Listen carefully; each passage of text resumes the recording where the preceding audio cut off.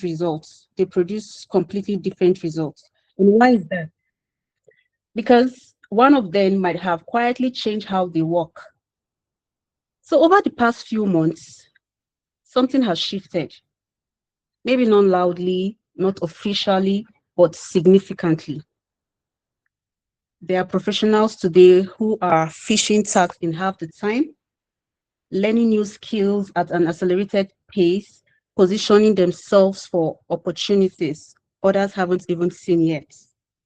And interestingly, they are not necessarily the smartest in the room. Yeah, they are just doing things differently.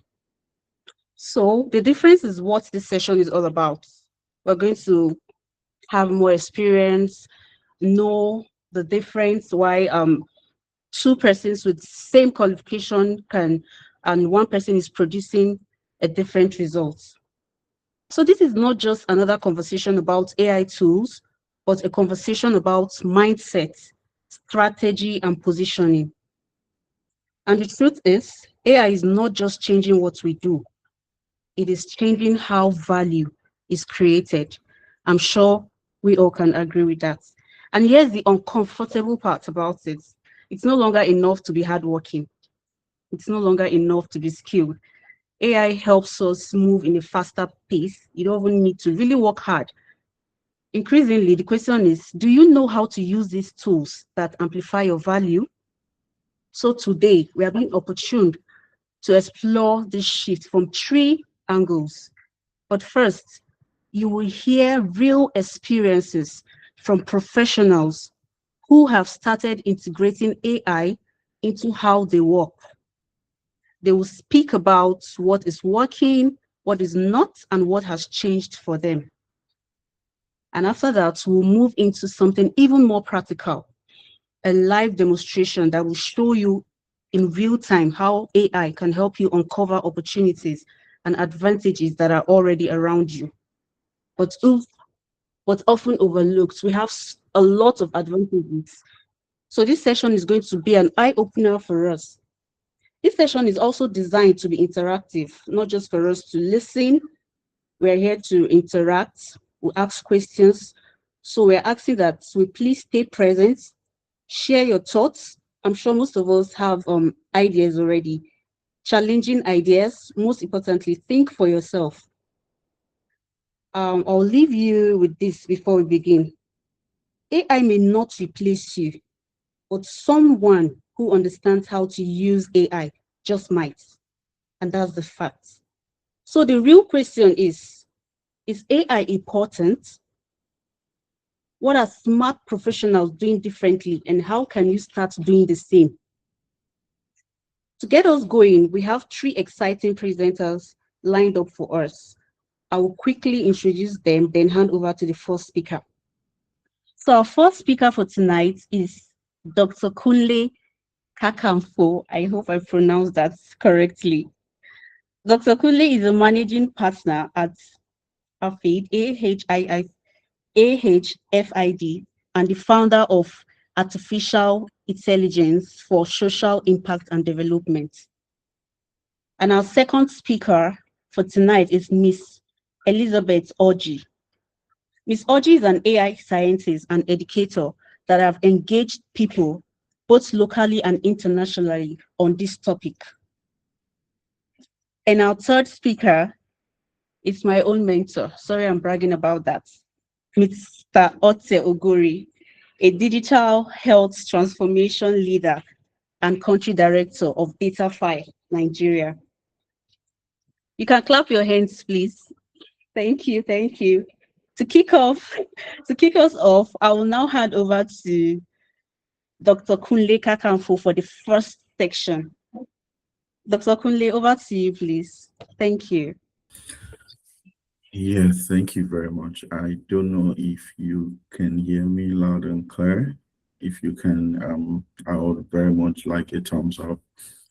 Thank you very much. And also to appreciate the opportunity to speak on the AI shift. And I think this is something that I probably spoken about across a lot of platforms. And if it's okay for me to share my screen, I would like to go ahead and do that. Thank you very much, Glory, for the introduction, and I do appreciate everyone else who has joined from one of our communities. I know that I did share I shared this around across some of our communities to for people to be able to benefit. Because the interesting thing about the AI subject matter is that you think you know, and then you realize you do not know. Ose and I had worked together for pretty much a long time in the digital health, digital transformation space. But let me start this with a very much uncomfortable truth. We're living through what we call the single most disruptive technology transition in history, not just in professional history.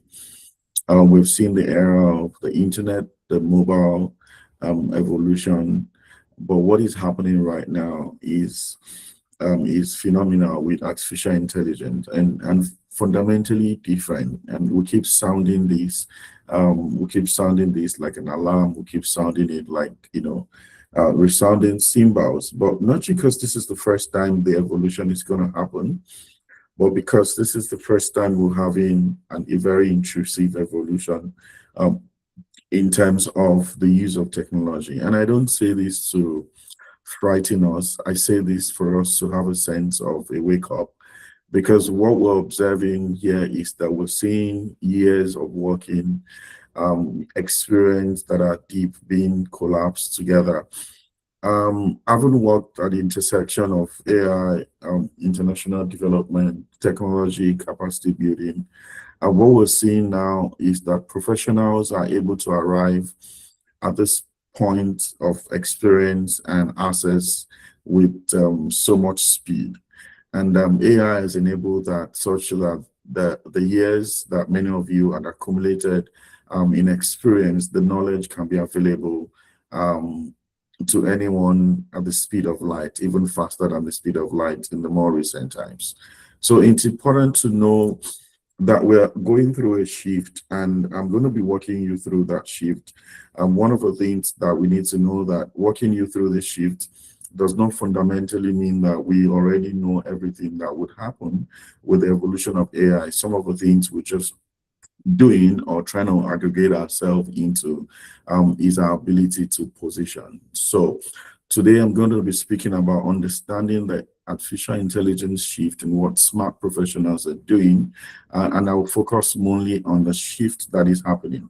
I'm sure many of us are already familiar with the story around the Strait of Hormuz, and I've just been thinking about that with all the rhetorics and the economic downturn and the global difficulty that's been caused by the difficulty in the ships that move oil around the world are faced within that strait. And what it means is that that strait becomes critical to be able to drive fuel across the world and fueling economies and also sustaining livelihoods. When the strait flows freely, the markets breathes, it becomes the economies thrive. But when it tightens, like it is in the case of the war between Iran, Israel, and the US, the world would tremble. The world feels the significant impact. So it's important to know that this new strait that we'll be looking at today in terms of the shift is not just the Strait of Hormuz, which the oil moves. We're looking at where the world intelligence is flowing through, where the shift that is going on, that is driving world economic shifting is flowing through. And I refer to call it that this new Strait of Hormuz, in our own version, is called the Strait of Artificial Intelligence, because this same narrow channel, or the compressed channel of intelligence, and become the fastest, the most disruptive strait that, depending on how you position within that strait in terms of assets, would really prove our relevance in the days to come. And a lot of people talk about AI in terms of, the hype and the realities of it. And if you look at how the global funding funnel or the global funding is flowing, you realize that this is definitely dragging and shifting how economies are positioning. At the last World Economic Forum, you realize that the 70% of the conversation that do happen was around artificial intelligence. Why is it so? Because there's a critical amount of resources that are moved through NVIDIA that have invested 4.5 trillion to Oracle, to OpenAI, to Microsoft, investing about 3.9 trillion into artificial intelligence, both from server systems and data centers and all that, and even countries, the US, China, and Great Britain, and the critical countries that are also pouring investment into artificial intelligence. So that is why it becomes important to know that the shift that we're seeing around the world is exactly caused by this significant drag of investment.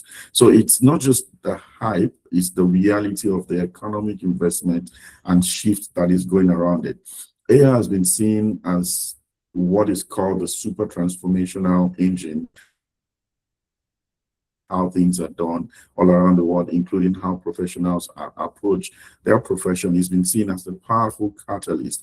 And in terms of productivity and professional standing, there's a 4.4 trillion opportunity that AI is unlocking for productivity gains based on the McKinsey study. So it's important to know that even if your organization is not ready, because just barely about 5% of the organizations are AI matured, and really encouraging and supporting AI adoption.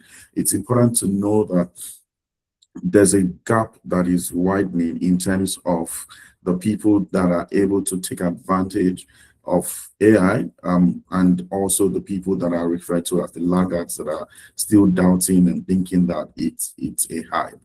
And whether you'd like it or not, there's a global economic routing, supply chains are being determined, are being approached by AI, decision making is being approached by AI, creativity is being approached by AI. Just jobs are also being seen from the AI viewpoint. And not to scare you about jobs, I know there's a lot of conversation about jobs, but why is there so much noise and so much who's about AI? One, because in the beginning, the argument was about who is smarter, is it humans or AI?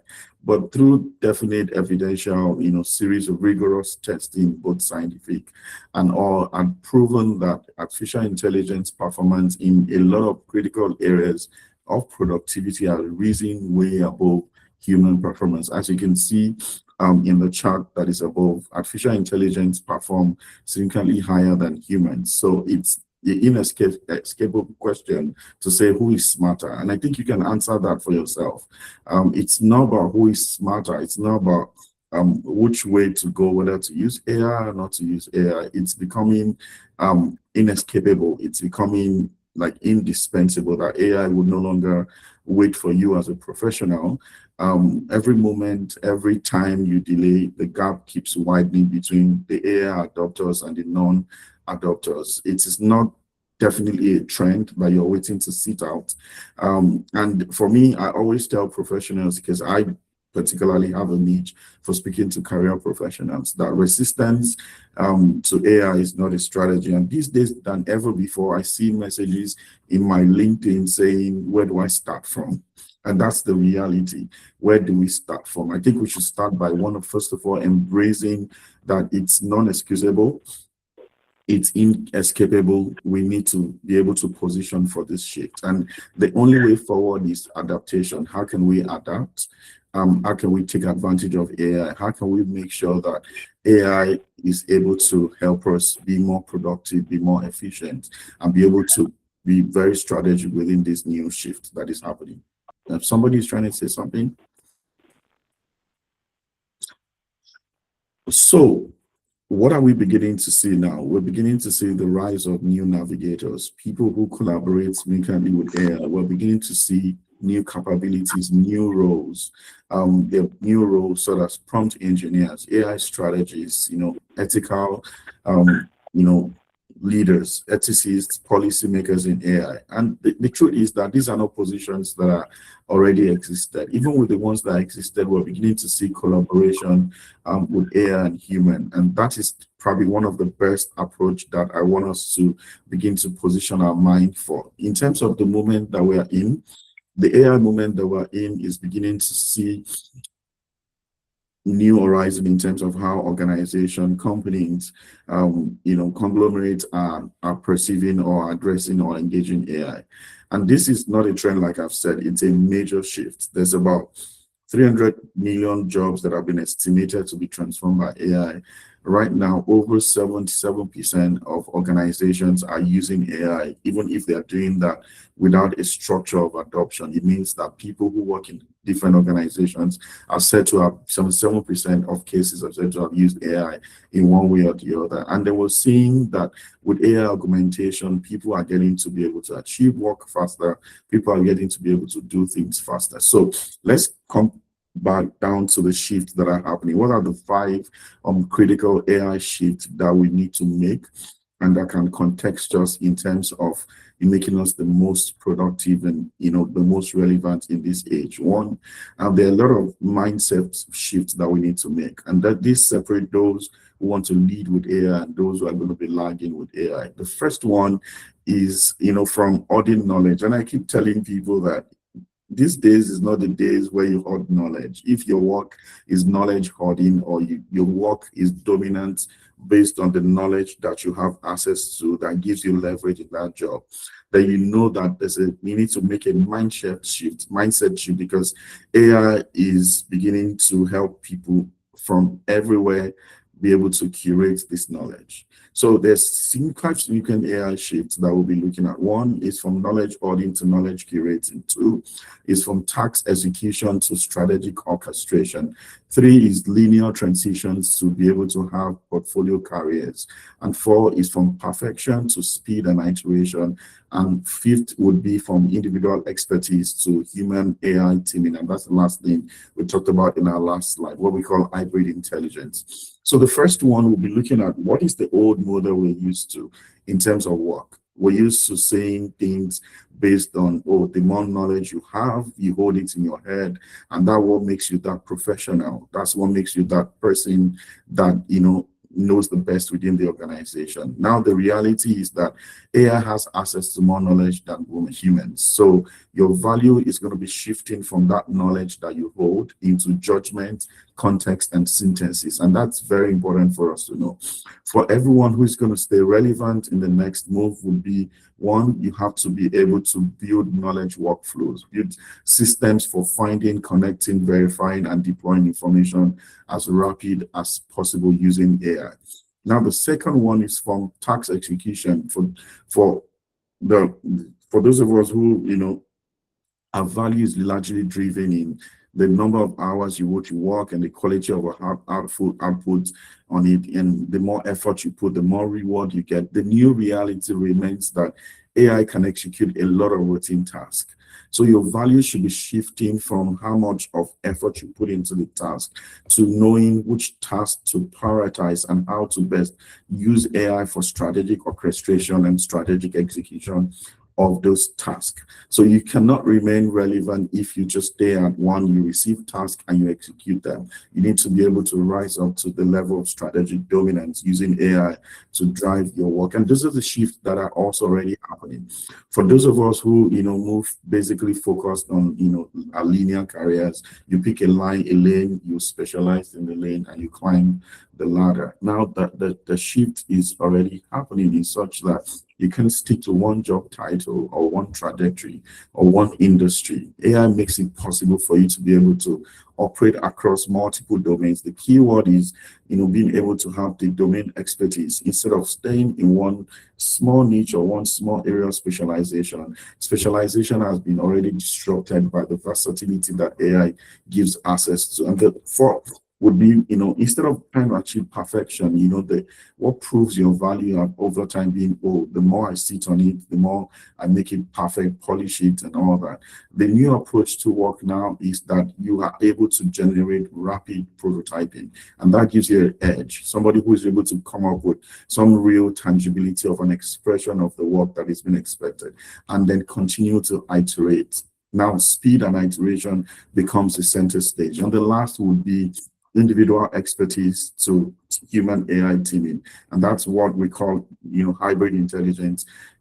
For me, I think that's like the game changer, your ability to know when can I deploy AI, when can I bring AI into my line of work. The best professionals now, the people who are able to work in the existential progression of this shift are people who are able to work with AI as team members. AI can extend your reach, your speed, your capability potentials. And if you look at the professional relevance curve, you realize that a lot of us are sitting in different places within this professional relevance curve. There are those of us that are the accelerators, they are the early adopters who are already using, AI to be able to achieve 2 to 3 times, even much more exponential levels of productivity. They are, getting access to more opportunities. They are getting noticed. Their work is being appreciated. And there are some of you who are like still the waiters. They're watching from the sidelines, waiting for, in quotes, for it to mature or waiting for it to bust. A lot of us are saying, oh, this old AI thing is going to bust. By the time you're going to get into the game, the gap between the early adopters and yourself are become really insurmountable. Then the third are the deniers. It's those who say AI cannot do what I can do. Come on, come off it. I'll remind you of the story of the blockbuster movie. Those who used to rent movies, remember those movies we used to rent in cassettes? They wouldn't have ever imagined that Netflix and Prime and the likes can disrupt their industry the way it was disrupted. Remember the Kodak film that we used to use, to take pictures then? They wouldn't have imagined that digital cameras, but even digital cameras is even late in the game. Now, mobile phones are taking over the role of, photography industry or photography infrastructure. So it's important to know that we can't afford to stay on the low side of this curve, just like the line in red, as non-adapted professionals. We need to adapt. We need to make a very significant mind shift, and we need to, wake up to the call. I wish I could really go through all of my slides. There's a popular set of slides that I like to look at. One, what will be the strategic framework for the mind shift that we're looking at with AI? One, where do we do outsourcing? Where do we do enhancement with AI? And then we'll go through the 4 steps of intelligence. But I will rather stop here. But before I stop, I'd like to point on this last. Sorry, there's a disruption that I sense. I'd like to point to this last set of slides. One, true intelligence involves returning to accept the reality of our day. And it's important also to be able to master what are the core skills that we need to master in this age in 2026. One, the 4 critical pillars of the mind shift or for the AI proficiency that we're talking about. One, you have to realize, one, there's prompts that is the critical input that goes into AI and determine the quality of your output. So you need to understand prompt construction. You need to understand the different tools category that will exist, what tools to use, what you need to have in your tool stack. And I'm sure some of the other speakers might be able to touch on that. What tools are relevant for research? What tools are relevant for general reasoning? What tools are relevant for automation too? Then you also need to understand AI agents. How do they work? How do you use them? How do you optimize their use? Then also being able to understand AI assistant coding, or what we usually call vibe coding for rapid prototyping, being able to demonstrate quick, instant understanding of your work and also quick evolution of your work. But lastly would be the multimodal shift that we're seeing, to know that keyboard is no longer just the primary tool with which you use to engage with AI or generative AI. You can use voice, you can use video, you can use audio. And it's important that the earlier we transition, the better. We need to start transitioning, and we need to be able to take strategic position. I have just one slide, and this slide is what I call the AI challenge. Now, take it upon yourself to know that in the next 30 days, you can make a difference in how you approach AI. And sorry, forgive me. In the next 30 days, you can make a difference in the way that you approach AI. Pick one tool. Just pick one AI tool, one definitive AI tool that you could use for 10, 15 minutes, 20 minutes, and then, just document somewhere how it works. Then secondly, identifying what are those top critical time-consuming tasks that you do. Seek knowledge, whether on YouTube or podcasts, or talk to some of us who are expert or who run AI programs and courses and say, how can I build a workflow that can help me save time and can help me make sure that I achieve this faster in a more productive way. 3, look for one high-stake deliverable and also see how you can use AI for it. And 4th week, document some of your learning, some of the workflows. Talk to a colleague that knows more about AI. Talk to an expert that knows more about AI. Take an online course in AI. The cost of waiting for it to burst or waiting for it to mature is 0. Every day you delay, there's definitely a gap that is widening between you and the accelerators and those who use AI. Thank you very much for listening. My name is Kunle Kakanfo. I lead the AI work for the African Hub for Innovation and Development, and also the founder of the Artificial Intelligence for Social Impact and Development. And I'm happy to take your questions, or you can leave your questions in the chat, or you can connect with me on LinkedIn. Thank you.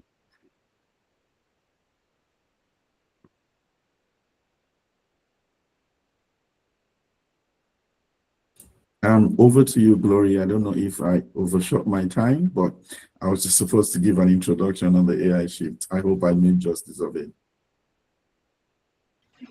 Thank you very much, Dr. Kunle. This was a very impactful and enlightening session. Thank you so much. Before we move to the next speaker, Ms. Elizabeth, please, I want you to put down your question, but one them very brief. We're just going to take 5 questions, 1 minute for each after her section. All right, over to you, Ms. Audrey. Thank you. Thank you, Gloria. Thank you, Dr. K, for this insightful session. I can see we have over 100 people here. That's actually a telltale sign that we as a people, we are actually very interested in learning about AI. So I'm going to share my screen and proceed with my presentation.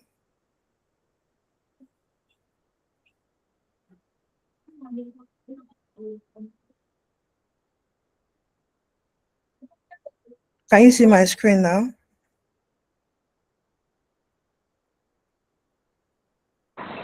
Yes. Okay. Thank you. Yes, All right. So I'll be speaking about how I personally use AI in my professional life.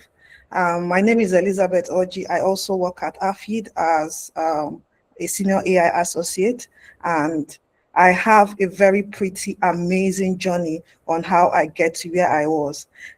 Before AI, before the whole craziness about AI, I used to be a dental professional and I used to work as a clinician. I worked in the hospital for 12 years. I think a total of 12 years I worked as a clinician. And while I was there, I noticed some things, just looking back on all those years I've spent as a clinician. And one is the hours and hours of manual research that I was able to do as a person. And I'm saying today, like, I don't think I can be able to do as much manual research as I did back then today because of how AI can help you in brainstorming. So next is how I did a lot of writings from scratch, was something we did a lot, especially when you have a patient who walked into a clinic stable and then the patient became critical. So you have to actually write that journey, how the patient moved from that to critical and what you did to actually bring the patient back to stability. Those writings we did all the time was something I was looking back and saying, all I need to do today is just input 1 or 2 ideas and observations now on any of the AI tool, and I would be able to get outputs that I would use to improve on my writing. But back then, there was nothing like AI that I could use to do that. Next was actually repetitive admin tasks. While I was working, I did a lot of admin job because I sort of also shuffled with a private clinic, which I did a lot of the admin work, data entry and all that was something I did repetitively over the years. And then problem solving, which is something your colleagues will bring to you and you actually have to solve. And some other thing I noticed all over the years was I never had the ability to work remote because I was a clinician working physically in a hospital. I never had the ability to work remote. There was nothing like remote working for a clinician back then. And that was a challenge I actually faced seriously back then. Next was how I discovered AI. So you might see my picture, very beautiful lady, but I'm actually a nerd. So I'm going to tell you about this amazing story. I'm a nerd, so that tell you I do a lot of nerdy stuff. And one thing I love to watch was History Channel. History Channel is one of my favorite things to do. I watch History Channel. I read history news a lot, History Channel news a lot. And this day I was watching History Channel and I came across one device. Now this story is very, very interesting on my journey. And I think it's also going to be interesting to you and will help you in your journey. I was listening about this amazing story of a device that was found in Greece. It struck my interest. I turned off, kept my phone, and I paid attention listening to this story. So they found this device, and this device was actually giving a documentary on how they came to where it was. And this device was found in 1900. So that's way, way long ago. And it was found in a shipwreck somewhere in Greece. And when they dated that device, today, I would say that device is 2,100 years old. That's how old that device was. Now, from 1900 till 1950, a lot of theory was purported in relation to what, or in respect to what that device was, but nobody was actually correct. It took 50 years for humans not to decipher what was that. In fact, a lot of people back then said it fell from heaven. This thing is not possible for a human in over 2,000 years ago to come up with such a sophisticated device. It went on and went on and went on. And 1950 was when we had the big break on what that device was. I think it was in 1994, or within 1991 to 1994, that scientists were able to have like major break on what that device was. That device is called the Antikythera device. So it's called the Antikythera mechanism. So it's a mechanism on how ancient people back 2,100 years old were able to predict the weather, whether it's going to rain or snow or there'll be sunshine. They could see the moon, they could see the stars. Like it has a lot of dials and a lot of, a lot of parts that you could wheel them together. It works in such an automated manner, but there's a hand crank for it. And for people 2,100 years ago to have such kind of knowledge for such kind of a device was something that wowed me when I watched it on Discovery Channel. I was like, no, this thing is impossible. You need to actually watch that. So I will show you a picture of the Antikythera that they found 2,100 years ago. And this device, this thing, I think I have it somewhere here. This is, let me share my screen so that you can see it. It's a very amazing thing that was found 2,100 years ago, and it looked like this, very horrible. So this is what it looked like when they found it. So this is it sitting somewhere in the museum. And when they did a lot of 3D version of the original version of what is meant to look like, it looked like this. Now imagine a device like this constructed 2,100 years ago. It took humans 50 years to be able to understand this device. I hope you all can see what I saw. When I saw this thing, I told myself, by then, that was in 2022, when I saw it, I started delving into the world of tech. I was like, no, if 2,100 years ago, people existed that had this kind of knowledge and built what I call, personally, I call it the first computer, because definitely this is a computer. I that exist in 2022, I can be able to come up with a better way of approaching this difficult tech that they speak about, because it was something difficult for my analytical brain, because actually it's largely doing with logic. And that was the shift for me to be able to go ahead and continue to explore technology. So that was a discovery for me. And that was how I said, no, I was not going to let this big elephant in the room deter me. So next is my journey was I went over to do, that was the first time I started doing boot camps, trainings, online, looking into courses. It was still not working. Then my cousin said, I think I found a school in London. I think you can come over. And I think they can walk you through the process. Yes, that school was very, very amazing. I had to travel all the way to the UK. I attended the boot camp. Was the most stressful thing I've ever done, aside from attending to accident and emergency patients during a crisis, like war crisis that broke out in Taraba. I think those are just some very weird, when they bring in all those patients into the clinic. So this was something very, very hard one. So it was actually Ruby on Rails. I learned back then. I cried a lot because my classmates were progressing, I wasn't. But every time I remember the Antikythera said, if someone 2,100 years ago, without any manual, any guide, any teacher can come up with this, I can do it. So that, I had a picture of the Antikythera. I just had that picture on my phone as a screensaver. Whenever I look at that, it motivated me to keep going. And then in 2023, I started working on some web dev projects, and I realized that we were embedding a lot of AI into it. And that was when I now saw, it seems this AI is going to be very, very interesting. So I was actually one of the early adopters of AI. I started in January of 2023. It was the first time I started working with AI. We were looking at OpenAI API to plug into projects, and we can be able to search for keywords just the same way you do. And we were searching for keywords on many, many things. And those were some of the very first ways that I started using AI in 2023. And then when I was doing that, I joined BCS, British Computer Society, and it was fairly new, seeing young people like us, students, openly embracing AI. And that was when they asked me if I could be a mentor for the British Computer Society. I said yes. I did the mentorship up until 2024, and then there was now an opening for a board member, and they asked me to apply, which I became a board member for the British Computer Society, still holding the position up until next year. That's when my tenure would end. And that also opened me up to apply for the Retail Career Progression Award, and I was able to be shortlisted, like the first African to be able to be shortlisted for that. I was so happy, like for a Nigerian to be able to get that.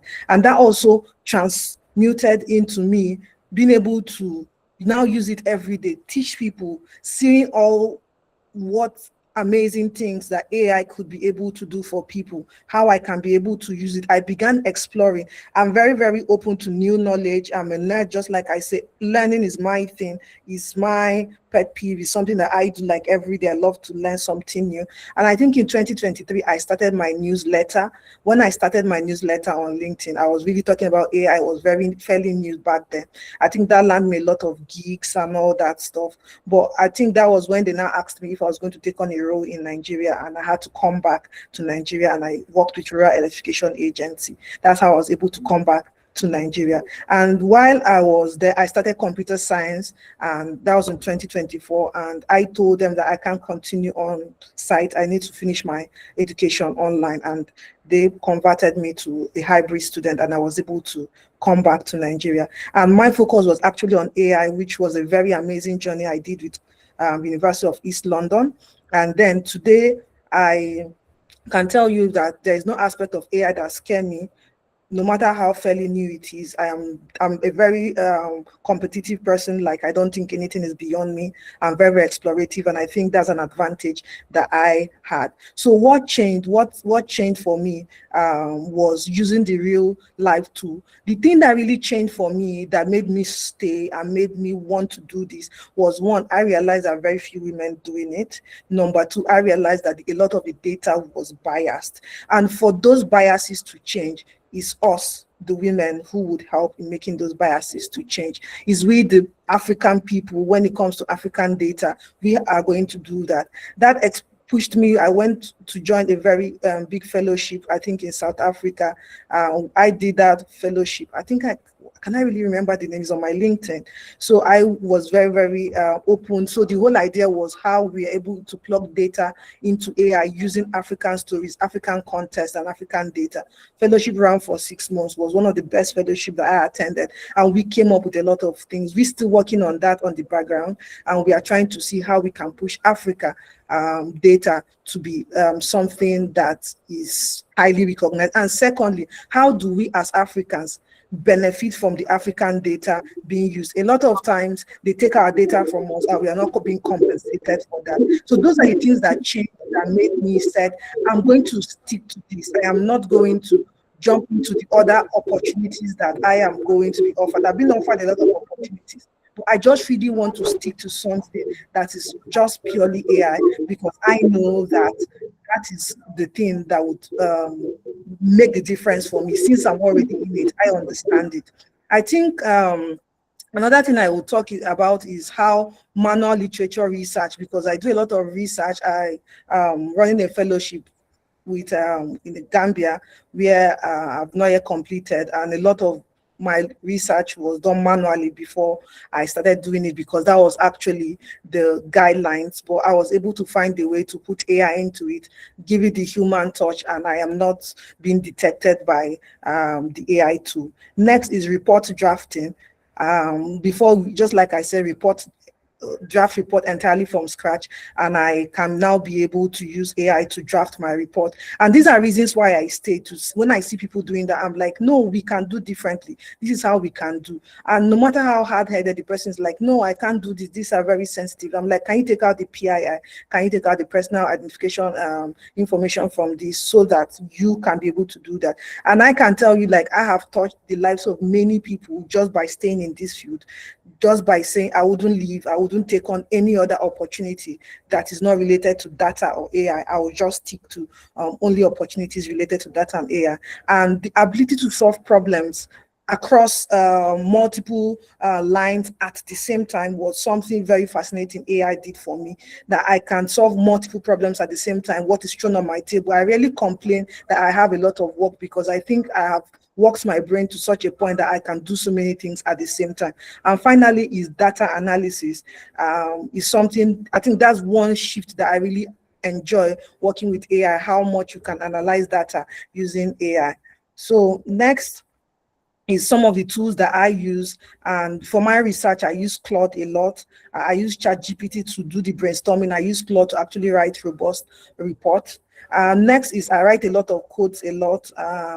I have like some things I know I'm not supposed to do it with code, but because I've started with codes, I just can't stop working without code. So I use GitHub Copilot a lot for my codes. I use a lot of Panda for my Python when I'm doing data analysis or building models or doing computer vision project.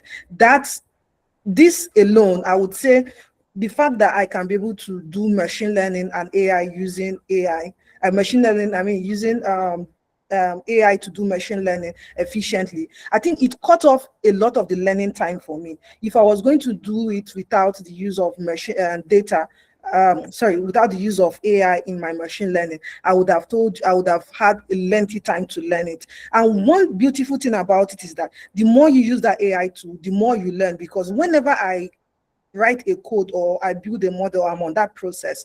Whenever I have an output, I take that output and ask Claude or any of the AI tool to explain to me the science behind that. I am also learning. Rather than just having outputs, I'm also learning from the outputs that I am generating. Next is Canva AI, I think Notion AI, very good in databases, is something that I would say is one lifesaver. And in terms of designs, if you do a lot of designs, Canva AI is very, very wonderful for you when you engage in it. And I also sometimes use Canva AI for my presentations, although they are not really as extensive as some other tools, but for like baseline things, I think I would tell you Canva AI is very beautiful. Now, if you are someone who do a lot of animations, a lot of pictures, I would recommend Picverse and Leonardo. Those are the two tools I stick with. Leonardo gives you amazing pictures. Picverse has a lot of credits and renews, like I think every day, so you can be able to have more credits to generate your videos.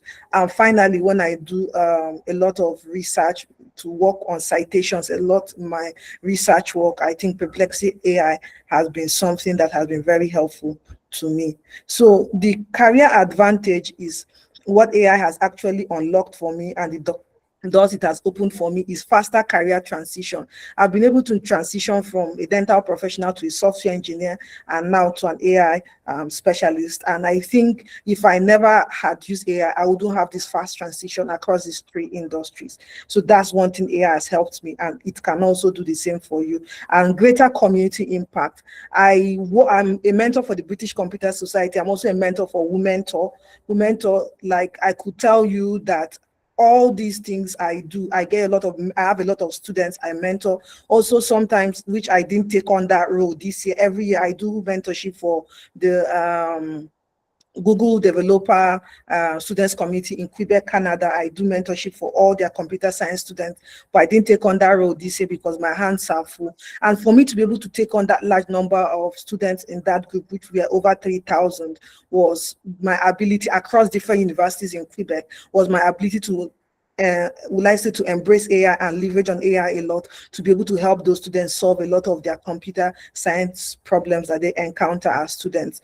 I'm also a Google Women Technical Ambassador. That's how I was able to engage the students of the Google Developers Students Club. So next is amplified voice and visibility. I used to be LinkedIn community top voice. I used to be like someone who's always on LinkedIn. Just like I said, I'm a nerd when it comes to education and things like this. That's my strength. I think I lost that title lately. I think I checked, I can't find that title anymore because I've stopped contributing a lot, but I used to be a very large contributor to LinkedIn community, and that has really opened a lot of doors. And a lot of the contributions I do are actually things I generated from AI, refined it, and actually post. And that gave me the LinkedIn Top Voice badge. And I think problem solving at scale is something that AI has actually helped me a lot. My problem solving ability or brain has actually scaled or improved so much that I can't be able to fathom or be able to do that without the help of AI. So the turn or your turn to shift. So the whole idea I'm telling you about my own journey is my ability to learn fast, embrace AI while learning fast. And I am open to learning something new. And above that is the ability to leverage AI efficiently, not just on the surface level, but very, very efficiently. Sometimes I contribute as an AI subject matter expert for some organizations, but for me to be able to be that subject matter expert is my ability to actually leverage on the AI on its own. So your ability to explore would really, really help you if you're actually leveraging on AI. I would say every day pick ChatGPT, explore every angle of ChatGPT. The aspects of ChatGPT you've not explored. You've not actually reduced the version and see what you're going to get as the output. Maybe that's actually what you needed. Maybe it has been over and delivering for you. Try that.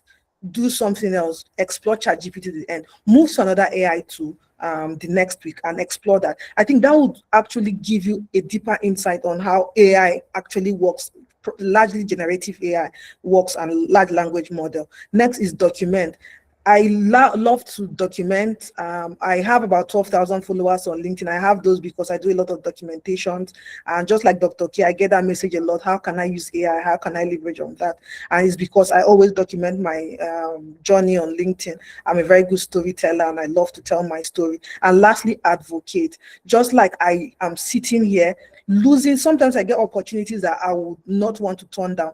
But if it's not about AI, not about data, I know that this space needs me. I am one of the voices that is needed in this space. You are too. You have your voice. You are one of the voices that is needed in this space. So advocate for this.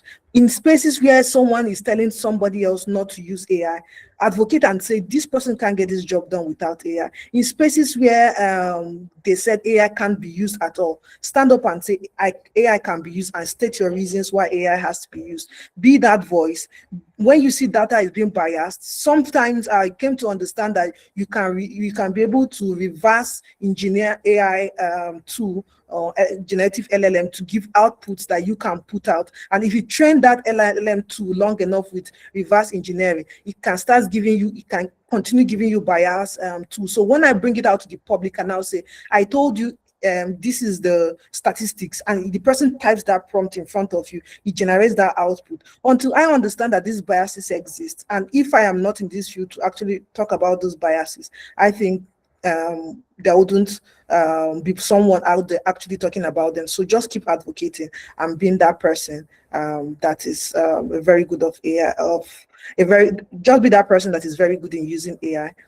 Thank you. I think this is the end of my slide. Thank you so much for listening to what I have to say. And I hope with my few points, you would embrace AI in full.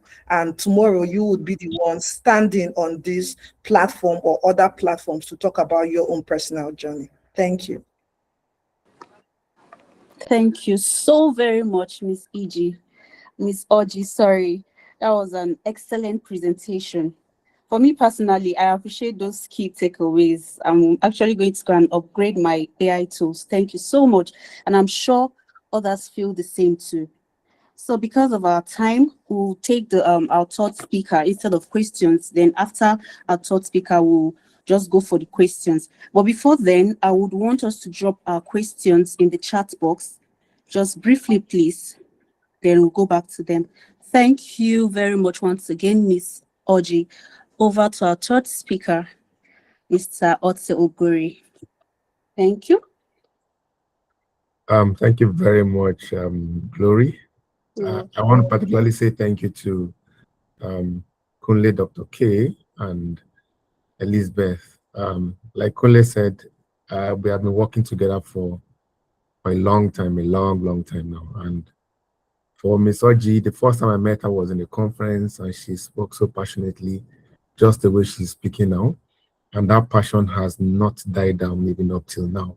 So it's great to have this session from Dr. Kunle and also from Elizabeth Oji. It's really, we're really grateful. The Mentorship Club is grateful for your insights and your contributions. A lot of us here, we use AI in different ways. Primarily, most of us use it for writing emails and to optimize maybe an email or optimize a document that we've written. There's something that Kunle said. He said that the strait is open, but only a few ships have learned how to navigate. He made an analogy using the Strait of Hormuz, and he said that the strait is open. Now we hear that there was supposed to be some bombing, but because of some negotiations, the strait has not been opened. But again, AI is available to all, but only a few is able to take advantage of AI. You know, in my engagement with people in the use of AI, I've discovered that there seems to be a stigma in the use of AI to a large extent, because if you start using AI, so look at this one, you can't think by yourself. But I want us to know, I think Dr. Kunle also alluded to that AI now is our team member. If you have 3 people in your team, the 4th person is AI. And we must start thinking about that AI is now our team member. I like one of the things that Elizabeth said. He said that AI didn't just land in her lap, she chased it. And based on her discussions and presentations, we'll see that she really chased AI. So I want us to just do some quick demonstration. I know we are all very familiar with AI demonstration. I'm projecting my ChatGPT screen so that we can see, just have a look at what these prompts, what some of this the user will give us. Before I start, I just want to ask, maybe by dropping the message in the chat box, what do we use AI for majorly? No shame, no judgment. We just want to know so that it can guide us as we make this this next session more interactive. What do you use AI for majorly? You can put in the chat box.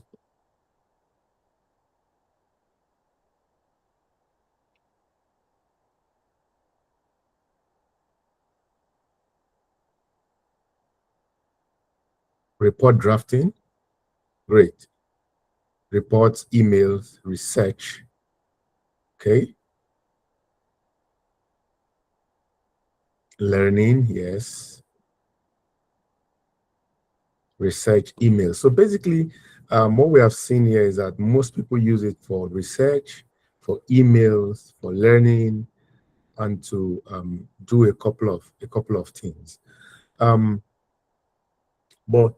you know, AI can help you to look for jobs.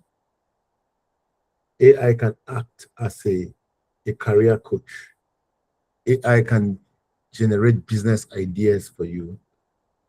AI can help you break complex things into very, very easy to learn packages that you can easily learn it. AI can redo your CV. It can redo you can write, what is it called? It can write a cover letter for you. It can be a study assistant. It can create content for you. It can solve problems for you. It can help you prepare for interviews. Now we have a lot of. Alpha, I beg, I join group. Can we mute, You understand? please? You get one group wide. If you're not speaking, please can you mute? Thank you. All right. So it can help you to prepare for interview. It can help improve your productivity. So I just want to share one or two prompts here, a couple of prompts here for us to see what AI can do. I have one, and I'll be engaging with you to share with me what kind of prompts would you want AI to look for you. So, for example, this one says, act as a career coach. I'm a 25-year-old Nigerian graduate interested in technology, but without coding experience. Suggest 5 career paths I can enter within 12 months and the skill I should learn. Let's see what the options will be.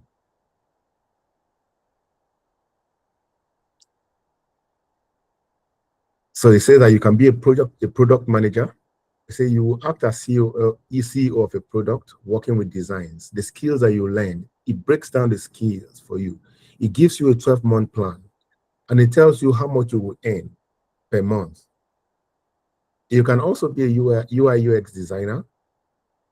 What will you do? You work on mobile apps, on websites, and on digital experiences. It tells you the tools that you can use, talks about Figma, wireframe, and all that. It gives you a plan that month 1 to month 3, you learn Figma and design basics.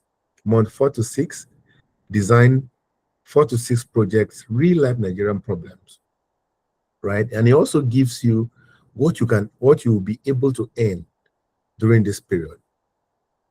The next point says data analysis.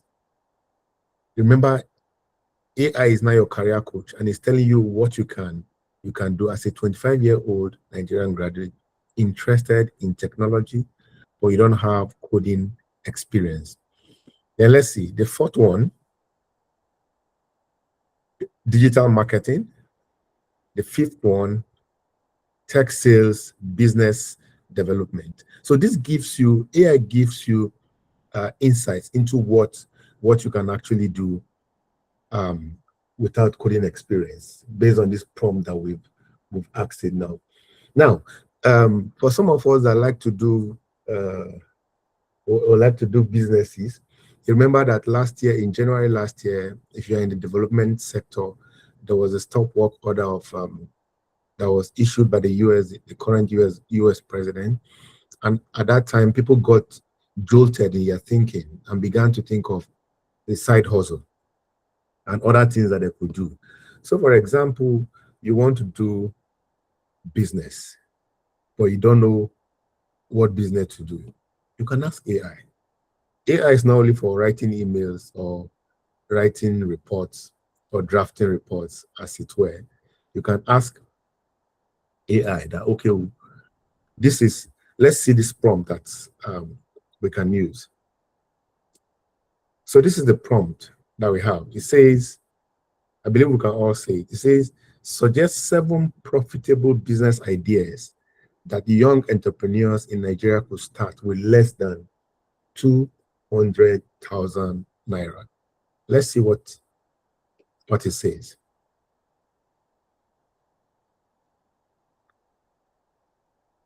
So AI breaks it down and tells us that we can do mini importation. And it gives us an estimate of what the startup cost is. And it tells you why it will work. And it gives you a pro tip. Number two, it tells you that you can actually do small chops and food delivery business with 200K. Print on demand, you can print on t-shirts and all that. That's the third idea. So social media management, that is the fourth idea. You can manage people's Instagram and TikTok pages for small business, right? Startup cost is between 20 to 100K. You can sell perfumes, you can sell fragrances, liquid soap cleaning products, and it gives you all this. In fact, you can actually ask it to develop a business plan for any of these products and ask it, okay, what are the step-by-step way that I can engage to ensure that I'm able to do this business? I want to ask, maybe in your messages in the chat, which business will you be willing to start with these ideas that we now have from AI? As we are thinking about the businesses that we can start looking at these 7 options that have been presented, it even gives you a bonus. It gives you a bonus. It says logistics, liquid soap, perfume, oil fragrance business, social media management, print on demand, small shops, and all that. Let's look at another prompt.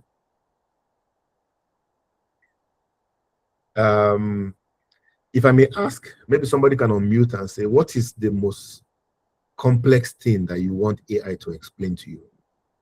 Can I have a suggestion from the room? Nigeria. Okay. Okay. How do you want me to frame that prompt? Explain Nigerian for me. Explain Nigeria to me like I am a 12-year-old secondary school student. Let's indicate all the complexities of the country and help me understand it, and also proffer solution, excuse me, to all the problems identified.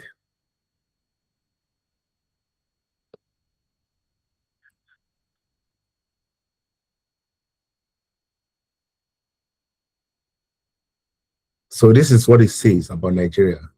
Simple explanation. Over 200 million people, many different classes, the good side of Nigeria, talented people, rich resources, cultural diversity. The problems explained simply: bad leadership and corruption. So it tells you what it means. It gives you the results. It says poor infrastructure. What poor infrastructure, the impact it has for us, poverty and unemployment, overdependence on oil, tribalism and religious divisions, weak education system, insecurity. And you say, why is Nigeria like this? It gives you additional insights about why Nigeria is like this. And then it gives you the solution: better leadership, how we should fix infrastructure, and all that. So these are some of the things that AI can also help you do. Maybe I will just, let me see. Let's do this one. There's one prompt I have here that I would like us to look at. So I want to ask AI to to write a plot of a Nollywood movie about a young Nigerian who becomes rich using artificial intelligence, but gets into trouble when AI starts making decisions for him. We are telling AI that the Nigeria film industry is referred to as Nollywood. Then I can also tell you that add dramatic Nollywood twists. Let's see what it says. It gives you a title and it calls it the algorithm. Gives you Act 1, the hustler with a dream. Act 2, the rise, soft life begins. Act 3, the shift, when something is wrong. Act 4, the trouble deepens. So basically what I'm trying to show here is that we can practically use AI for anything that we want it to do for us, right? We can use it beyond writing emails and researching documents, pulling data points from the internet. We can use it to do other things beyond what we currently use it for. You can actually upload documents to AI, and you ask AI to read it for you, and ask AI to summarize the document for you, and you'll be amazed by what you will get. Like we have heard earlier, it makes our work faster. We have gone beyond the time of someone being an expert in a field by somebody combining using AI as a team member to deliver on tasks very quickly and efficiently. So that's what AI does for us. So before I hand over to Glory, I just want to ask, is there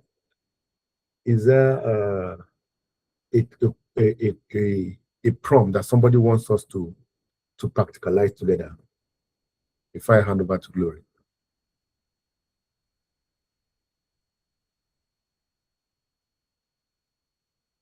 Or let me use this one. Say,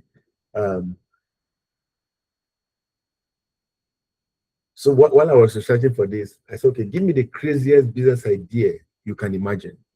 What is the craziest business idea you can imagine? Anyone? I have one here, like AI powered suya delivery drones. So I will say generate a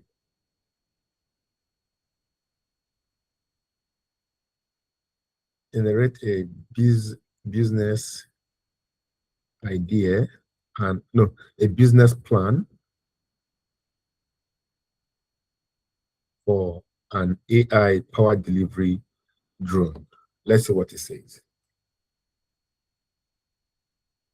AI powered suya delivery drone. That's the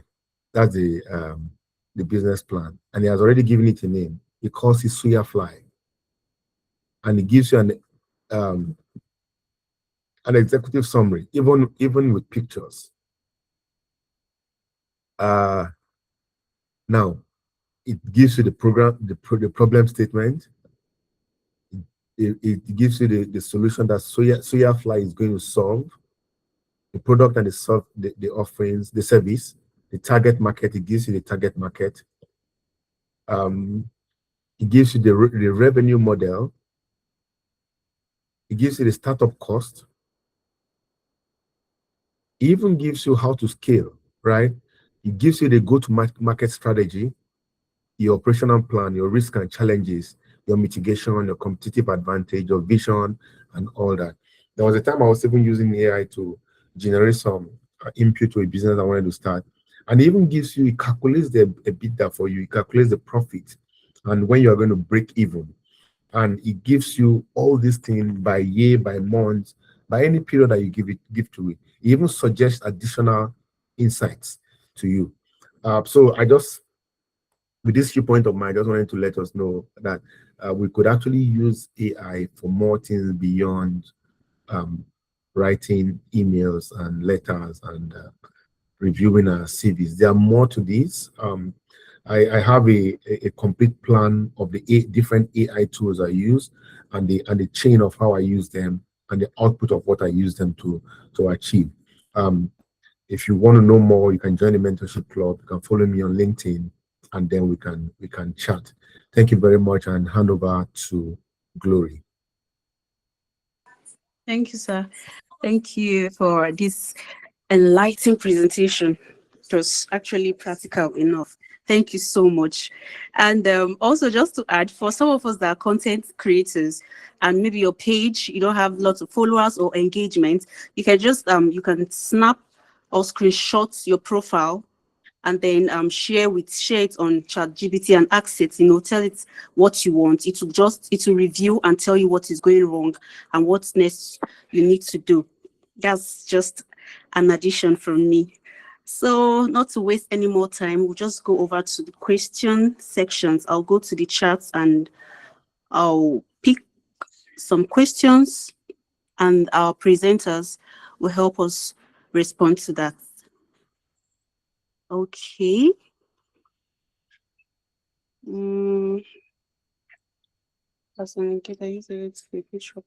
Okay, sorry, I have to go. Okay,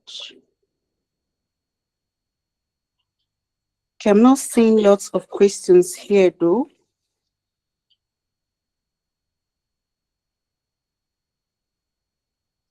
I'm not seeing lots of questions. Okay.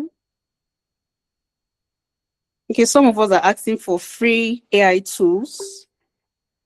I guess Ms. Oji will respond to that.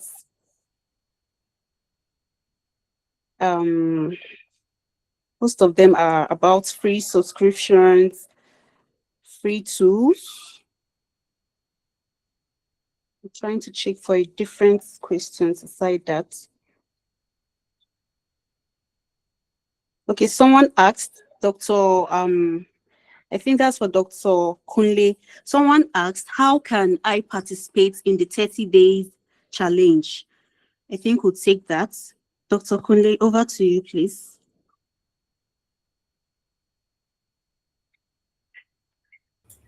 I'm not sure that I did announce. I said you can create one for yourself. And you can create like a challenge for yourself where you pick one tool and master those tools. And I think one of the things that is important to stress is the deliberate effort everyone has to make in terms of using AI. And you see what Elizabeth has shared in terms of her experience, how deliberate she was. And even now, it's even more cogent and important. And you don't have to be going in the depths of AI engineering or AI coding and solutions of building, frontier models. What is key is you become AI literate enough that can help the work that you do on a day-to-day basis. So let's come up with, and anyone here can decide to do a challenge. You can decide to run the challenge for yourself and your colleagues, where you both master AI tools together, where you use AI to solve your problems. But I see that there's a lot of questions around on cost. So I'll take the liberty to address the cost question. Oftentimes we have to engage and discuss the cost, the economic implication of using AI tools. Often times than ever, a lot of us within the LMICs get stuck in what tools do I use? How do I select the tools that I use? And I'm not going to go through these whole slides. I'm just going to show you specifically. So generally on a broad scale, feel free to take a screenshot of this. I'm not going to share the slide, so nobody should ask me for the slide. Just take a screenshot of what you need in it. These are tools that are used, and these are the different areas where you define the tools useful. These are like common recommended tools. and the propensity for the use of those tools are higher in some of the cases. And for research, Perplexity, Elicit, Consensus, for general purpose LLM, ChatGPT, Claude, and Gemini. And no one is telling you to go and pay for these tools. And that's where strategic selection and cost management comes in. And I'll go to the slide that specifically sits and speaks to that. So there are a lot of tools you can maximize your free tiers effectively before paying, and you know when exactly you need to upgrade. And you know there's a lot of principles in this slide that teaches you how to move from one tool to the other and how to optimize them.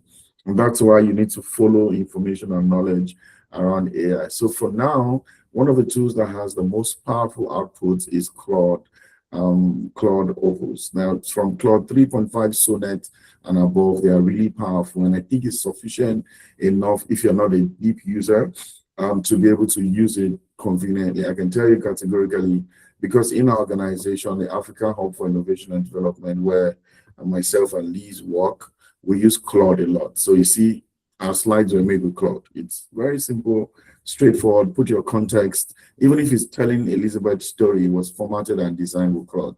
So Claude 3.5 can do all of that. Now, in the more recent times, in the last couple of days, Perplexity now has all the features of Claude. It's very interesting how these things are getting. So if you have Perplexity, you can have access to all the things that Claude would do, but you have to be able to use it appropriately. So there are principles that we teach in this slide about when to move from one tool to the other and when to use the floor. All of these use free tier offering. One of the things we also will say to you is that for those of you who work in organizations, maybe NGOs, CSOs, go back to your organization, tell them someone said to you that if they apply as an NGO, they can get these tools for the half of the price. So if the tools are, for example, 20,000, if they apply for as an NGO, they can get it for as low as 8,000, 9,000 naira. And then, you know, they can get like team tools, which makes it cheaper for a group of you. And some of you can come under all of those tools and be able to have access to them. Not being able to pay for them in as much as it's a limitation, but try, if you're a heavy user, pay for one. And then you can move around based on some of the principles that we usually teach in this kind of presentation in terms of when to move from one tool to the other. So that's how I would rather want to address that. Is a whole, you know, knowledge slide that we have on tool selection, cost management, and sustainable use of AI tools. Over and out, maybe others can also add to that.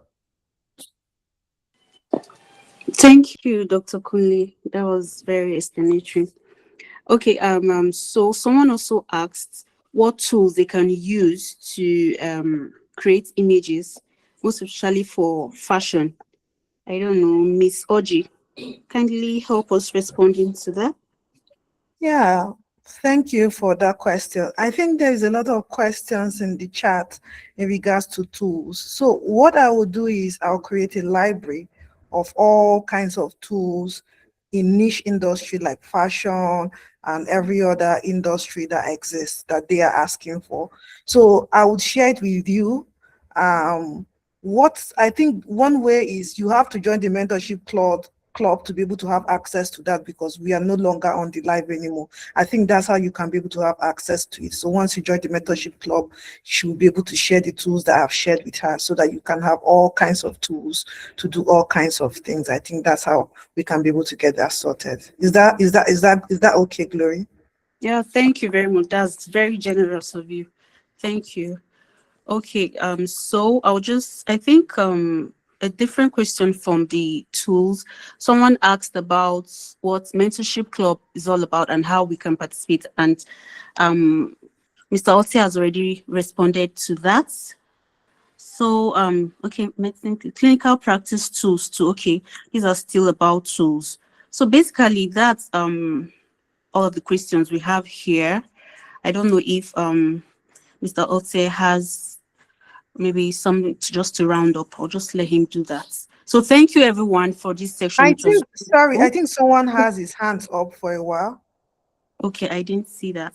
Please let me see your hands. You can speak if you had your hands up. Yes, good evening to you all, and I appreciate the effort of Dr. Ote as well as Conley and Elizabeth. Actually, this was a great masterpiece.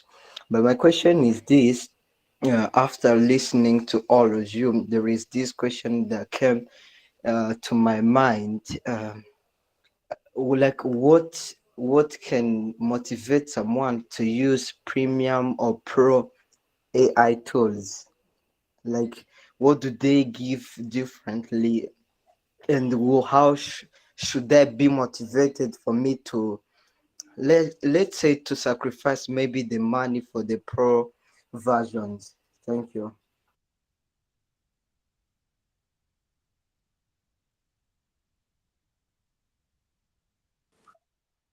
Okay. I don't know who of the speaker wants to respond to that.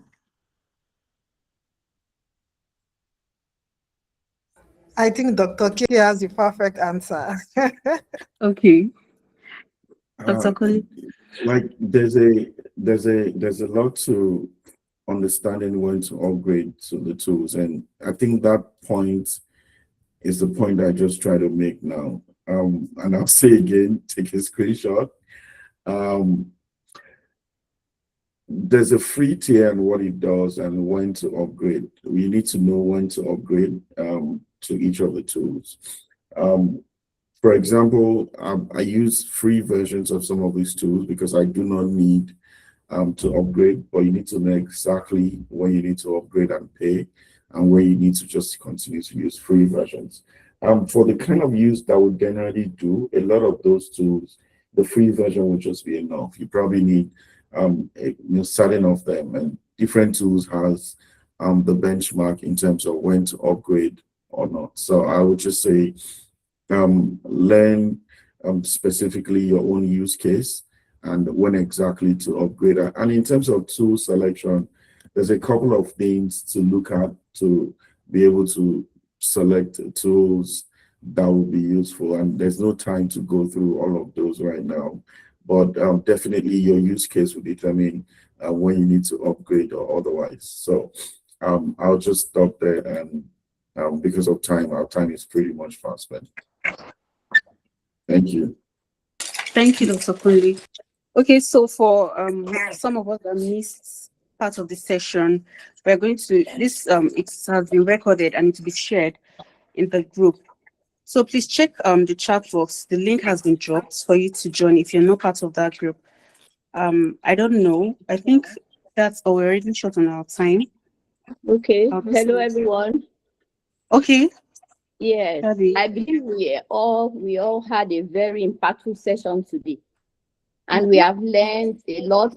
Especially me myself, I've learned a lot, and I'm going to apply in my use of AI too. So as we wrap up today's session, I want us to leave here with just one simple thought on our mind.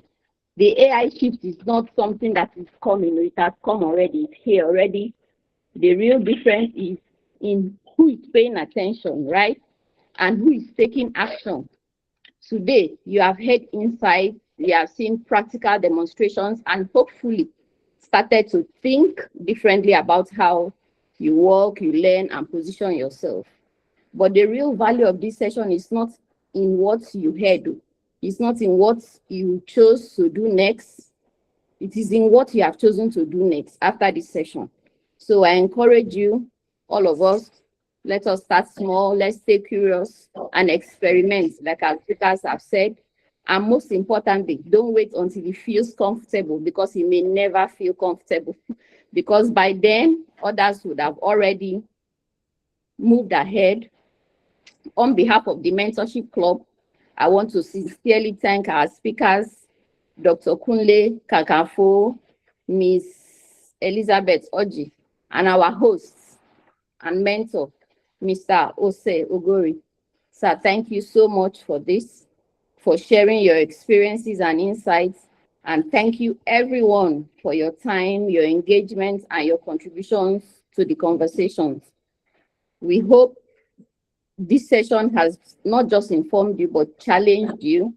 Let's keep learning, let's keep growing, and keep evolving. Have a great evening, and we look forward to seeing you at our next session. All of us, we look forward to seeing you next time. Have a good evening, and cheers, everyone. Bye. Thank you. All right, Bye, thank you, everyone. bye. Thank you. Bye, everyone. everyone. Thank you so Bye. much. Thank you. Bye. Thank you. Bye. Thank you. Bye-bye.